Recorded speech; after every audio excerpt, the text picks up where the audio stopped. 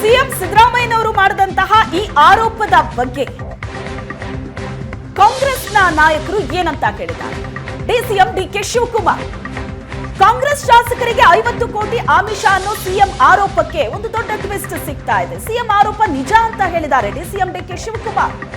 ಬಿಜೆಪಿಗರು ನಮ್ಮ ಶಾಸಕರಿಗೆ 50 ಕೋಟಿ ಆಫರ್ ಮಾಡ್ತಾ ಇದ್ದಾರೆ, ನಮ್ಮ ಶಾಸಕರ ಜೊತೆ ಬಿಜೆಪಿ ನಾಯಕರು ಮಾತಾಡಿದ್ದಾರೆ ಅಂತ ಡಿಸಿಎಂ ಡಿಕೆ ಶಿವಕುಮಾರ್ ಹೇಳಿಕೆ ಕೊಟ್ಟಿದ್ದಾರೆ. ಅದಕ್ಕೆಲ್ಲ ನಮ್ಮ MLA ಹತ್ರ ಮಾತಾಡಿದ್ದಾರೆ. ಕೆಲವು MLA ಬಂದು ಮುಖ್ಯಮಂತ್ರಿಗಳಿಗೆ ತಿಳಿಸಿದ್ದಾರೆ.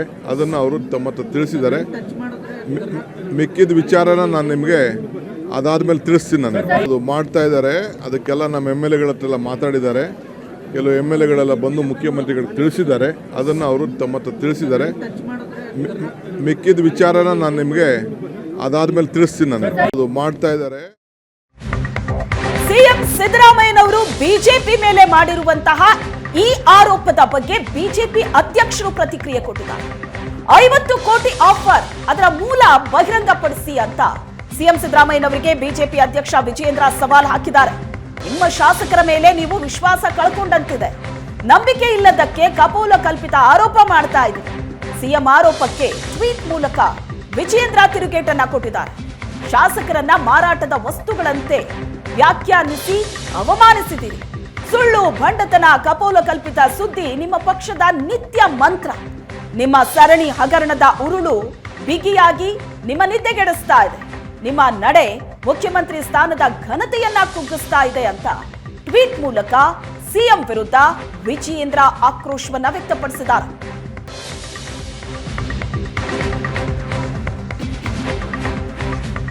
ಕಾಂಗ್ರೆಸ್ ಸರ್ಕಾರವನ್ನ ಬೀಳಿಸೋದಕ್ಕೆ 50 ಕೋಟಿ ಆಫರ್. ಬಿಜೆಪಿ ವಿರುದ್ಧ ಆಪರೇಷನ್ ಕಮಲ ಯತ್ನ ಆರೋಪ ರಾಜಕೀಯದಲ್ಲಿ ಬಹಳ ದೊಡ್ಡ ಬಿರುಗಾಳಿಯನ್ನೇ ಎಬ್ಬಿಸಿದೆ. ಸಿಎಂ ಕೊಟ್ಟಂತಹ ಈ ಸ್ಫೋಟಕ ಹೇಳಿಕೆ 136 ಶಾಸಕರಿರುವಂತಹ ಕಾಂಗ್ರೆಸ್ ಸರ್ಕಾರವನ್ನ ಬೀಳಿಸೋದಕ್ಕೆ ಅಂತ ಬಿಜೆಪಿ ನಡೆಸಿದಂತಹ ಪ್ರಯತ್ನ. 50 ಶಾಸಕರಿಗೆ 50 ಕೋಟಿಯ ಆಫರ್ ಅನ್ನ ಬಿಜೆಪಿ ಕೊಟ್ಟಿತ್ತು ಅನ್ನೋ ಸಿಎಂ ಹೇಳಿಕೆ ಬಿರುಗಾಳಿಯನ್ನ ಎಬ್ಬಿಸಿದೆ. ಸಿಎಂ ಆರೋಪ ಸರಿ ಅಂತ ಸಚಿವ ಸಂಪುಟದ ಸದಸ್ಯರು ಹೇಳ್ತಾ ಇದ್ದಾರೆ. ಹಲವು ತಿಂಗಳಿಂದ ಇಂಥದ್ದೊಂದು ಪ್ರಯತ್ನ ಬಿಜೆಪಿಯಿಂದ ನಡೀತಾ ಇದೆ ಅಂತ ಹೇಳಿಕೆಯನ್ನ ಕೊಟ್ಟಿದ್ದಾರೆ. ಬೆಂಗಳೂರಿನಲ್ಲಿ ಸಚಿವ ಸಂತೋಷ್ ಲಾಡ್ ಗಂಭೀರ ಆರೋಪ ಮಾಡಿದ್ದಾರೆ. ಅಲ್ಲ, ಅದು ಸತ್ಯನೇ ಇದೆ. ಭಾಳ ಡೈರೆಕ್ಟ್ಲಿ ಇಂಡೈರೆಕ್ಟ್ಲಿ ಕಳೆದ 16-18 ತಿಂಗಳಿಂದ ಇದನ್ನೇ ಪ್ರಯತ್ನ ಮಾಡ್ತಾನೆ ಇದ್ದಾರೆ. ಅದೇನು ಹೊಸದಲ್ಲ. ಸಿಎಂ ಹೇಳಿರ್ತಕ್ಕಂಥದ್ದು 100ಕ್ಕೆ 100 ಸತ್ಯ ಇದೆ. ಬಿಜೆಪಿಗೆ ಮೋದಿ ಸಾಹೇಬರಿಗೆಲ್ಲ ಎನಿಥಿಂಗ್ ಇಸ್ ಪಾಸಿಬಲ್ ಅಲ್ಲ. ಅವ್ರಿಗೆ ಏನು ಬೇಕಿದ್ದು ಮಾಡ್ಬೋದು. ಮಧ್ಯಪ್ರದೇಶ ಸರ್ಕಾರ ಬೆಳೆಸಿದ್ರು, ಗೋವಾ ಸರ್ಕಾರ ಬೆಳೆಸಿದ್ರು, ಮಹಾರಾಷ್ಟ್ರ ಸರ್ಕಾರ ಬೆಳೆಸಿದ್ರು. ಇದೇನು ಹೊಸದಲ್ಲ. ಅವರಿಗೆ ಪ್ರಯತ್ನ ಅಂತೂ ಮಾಡ್ತಾ ಇದ್ದಾರೆ. ಆ ಥರ ಇನ್ಫಾರ್ಮೇಷನ್ಸ್ಗೆ ಯಾವ ಥರ ಮಾಹಿತಿ ಇರುತ್ತೆ ಅಂತಂದಾಗ ಯಾರು ಆಫರ್ ಮಾಡ್ತಾರೆ ಅದಕ್ಕೆ ಖಚಿತವಾಗಿ ನನಗಂತೂ ಸಂಪೂರ್ಣ ಮಾಹಿತಿ ಇಲ್ಲ. ಬಟ್ ಇನ್ಫಾರ್ಮೇಷನ್ಸ್ ಇದೆ. ಸೊ ಮಾನ್ಯ ಮುಖ್ಯಮಂತ್ರಿಗೂ ಅವ್ರಿಗೆ ಜಾಸ್ತಿ ಇನ್ಫಾರ್ಮೇಷನ್ ಇರುತ್ತೆ. ಬಟ್ ನನಗೂ ಈ ಥರದ ಇನ್ಫಾರ್ಮೇಷನ್ಸ್ ಇದೆ. ಪ್ರಯತ್ನ ಮಾಡ್ತಾ ಇದ್ದಾರೆ. ಅಲ್ಲ, ಮಾನ್ಯ ಮುಖ್ಯಮಂತ್ರಿಗಳಿಗೆ ಅವರು ಆ ರೀತಿ ಹೇಳಿಕೆಯನ್ನು ಕೊಡಬೇಕಾದ್ರೆ ಅವರಿಗೆ ಒಂದಿಷ್ಟು ಮಾಹಿತಿ ಇರಲೇಬೇಕು. ಹಾಗಾಗಿ ಅವರು ಹೇಳಿರ್ತಾರೆ. ಅವ್ರು ಹೇಳಿರೋದ್ರಲ್ಲಿ ಅರ್ಥ ಇದೆ. ಭಾರತೀಯ ಜನತಾ ಪಾರ್ಟಿಯವರು ಮತ್ತು ಜನತಾದಳದವರು ಈ ಸರ್ಕಾರವನ್ನು ಅಸ್ಥಿರ ಮಾಡಬೇಕು ಅಂತ ಎಲ್ಲ ಪ್ರಯತ್ನವನ್ನು ಸತತವಾಗಿ ಮಾಡ್ತಾ ಇದ್ದಾರೆ. ಮೂಡ ಮಾಡ್ತಾರೆ, ಇನ್ನೊಂದು ಮಾಡ್ತಾರೆ. ಏನೇ ಒಂದು ಅವರ ಕಾರ್ಯಕ್ರಮ ಇದ್ದರೂ ಕೂಡ ಈ ಸರ್ಕಾರವನ್ನು ಅಸ್ಥಿರ ಮಾಡಬೇಕು ಅಂತ ಹೊರಟಿದ್ದಾರೆ. ಅವ್ರಿಗೆ ಅದು ಸಾಧ್ಯ ಇಲ್ಲ ಅಂತಲೂ ಕೂಡ ಗೊತ್ತಿದೆ.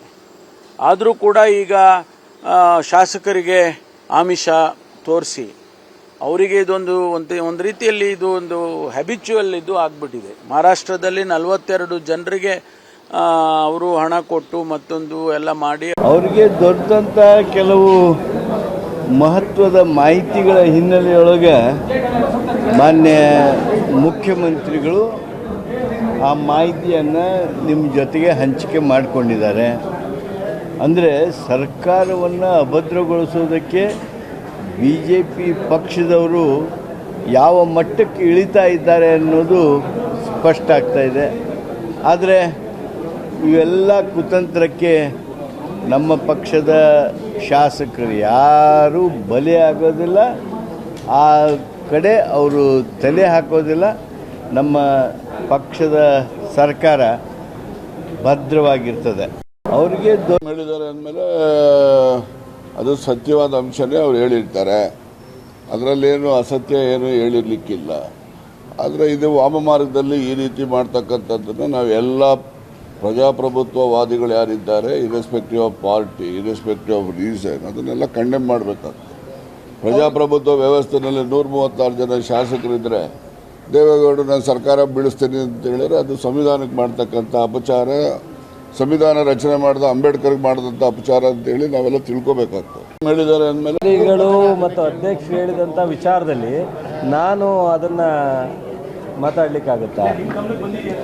ಸೊ ಅದು ಅಧ್ಯಕ್ಷರು ಮುಖ್ಯಮಂತ್ರಿಗಳು ಏನು ಮಾಡಿದ್ದಾರೆ ಅದು ಅಲ್ಟಿಮೇಟ್ ನಮ್ಮ ಕಾಂಗ್ರೆಸ್ಗೆ, ನಮ್ಮ ಪಕ್ಷಕ್ಕೆ, ನಮ್ಮ ಸರ್ಕಾರಕ್ಕೆ ಅವರಿಬ್ಬರು ನಾಯಕರು. ಅವ್ರು ಹೇಳಿದ್ದಾರೆ ಅಂದರೆ ಏನು ಸೋರ್ಸಸ್ ಇಲ್ದಲೇ ಹೇಳಲ್ಲ. ಸೊ ಅದನ್ನು ನಾನು ಡಿಸ್ಕಸ್ ಮಾಡೋದು ನಾಟ್ ಗುಡ್. ಅವೆಲ್ಲ ಇವತ್ತಿಂದಲ್ಲ, ಭಾಳ ನಮ್ಮ ರವಿ ವಿಜಯೇಂದ್ರ ಮತ್ತು ಅಶೋಕ್ ಕುಮಾರಸ್ವಾಮಿ ಅವ್ರು ಕೊಡ್ತಾರಲ್ಲ, ಅವಕ್ಕೆಲ್ಲ ಸಾಕ್ಷಿ ಕೊಟ್ಟವ್ರ.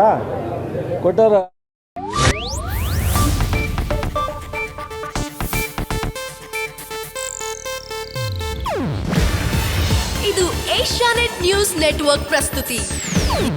ನೀವು ನೋಡ್ತಿದ್ದೀರಾ ಏಷ್ಯಾನೆಟ್ ಸುವರ್ಣ ನ್ಯೂಸ್.